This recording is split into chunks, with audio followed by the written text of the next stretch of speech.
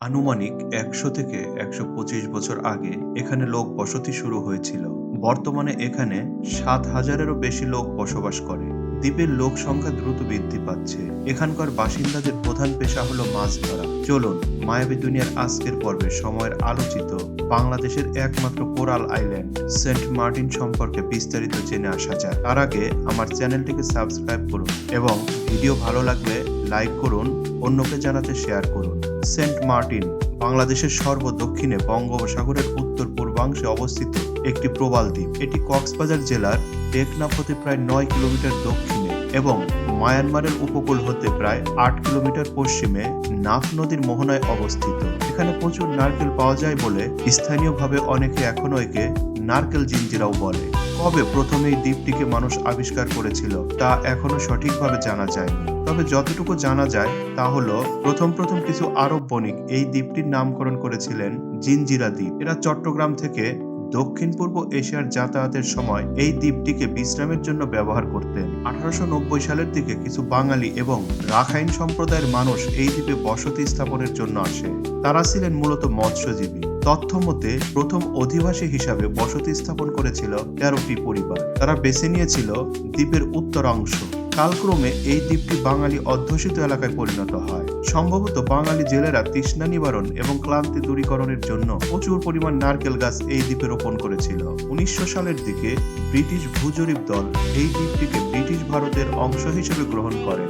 জরিপে তারা স্থানীয় নামের পরিবর্তে খ্রিস্টান সাধু মার্টিনের নামানুসারে এই দ্বীপটিকে সেন্ট মার্টিন নাম প্রদান করেন। তারপর থেকে ধীরে ধীরে এই অঞ্চলটি অন্য স্থানের মানুষের কাছেও সেন্ট মার্টিন নামেই পরিচিতি লাভ করে। সেন্ট মার্টিন দ্বীপের আয়তন প্রায় ৮ বর্গ কিলোমিটার এবং এটি উত্তর ও দক্ষিণে লম্বা। এই দ্বীপটি উত্তর ও দক্ষিণে প্রায় ৫.63 কিলোমিটার লম্বা। দ্বীপের প্রস্থ কোথাও ৭০০ মিটার আবার কোথাও ২০০ মিটার। সমুদ্র পৃষ্ঠ থেকে সেন্ট মার্টিন দ্বীপের গড় উচ্চতা ৩.৬ মিটার। সেন্ট মার্টিনের পশ্চিম ও উত্তর পশ্চিম দিক জুড়ে রয়েছে প্রায় ১০ থেকে ১৫ কিলোমিটার প্রবাল প্রাচীর। দ্বীপের দক্ষিণে ১০০ থেকে ৫০০ বর্গ মিটার আয়তনের ছোট দ্বীপ আছে যা স্থানীয়ভাবে সেরা দ্বীপ বা সিরাদিয়া নামে পরিচিত।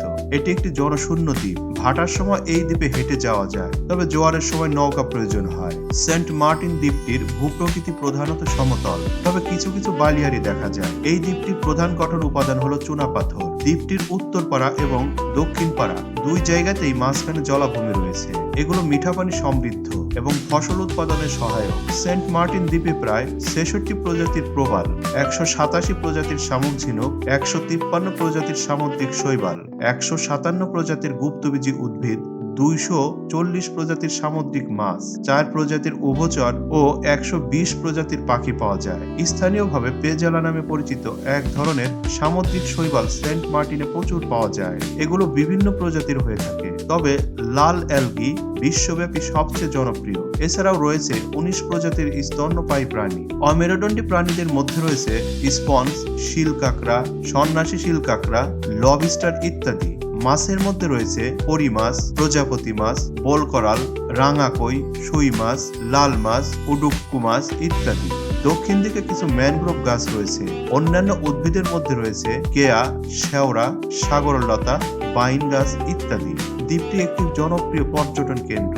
পর্যটন মৌসুমে এখানে প্রতিদিন ৫টি লঞ্চ বাংলাদেশের মূল ভূখণ্ড হতে আসা যাওয়া করে। সেন্ট মার্টিন দ্বীপে বর্তমানে বেশ কয়েকটি ভালো আবাসিক হোটেল রয়েছে। একটি সরকারি ডাক বাংলো রয়েছে। সেন্ট মার্টিন দ্বীপের আইন শৃঙ্খলা পরিস্থিতি ভালো, তবে নভেম্বর মাসে পর্যটকরা দিনের বেলা সেন্ট মার্টিনে যাওয়ার অনুমতি পেলেও এখানে রাত্রি যাপন করার অনুমতি পাবেন না। এছাড়া গড়ে প্রতিদিন ২০০০-এর অধিক পর্যটক যাতায়াত করতে পারবেন না এবং কোনো প্রকার আলোকসজ্জা সহ বারবিকিউ পার্টি করতে পারবেন না। ধন্যবাদ সবাইকে, ভালো থাকবেন, আল্লাহ হাফেজ।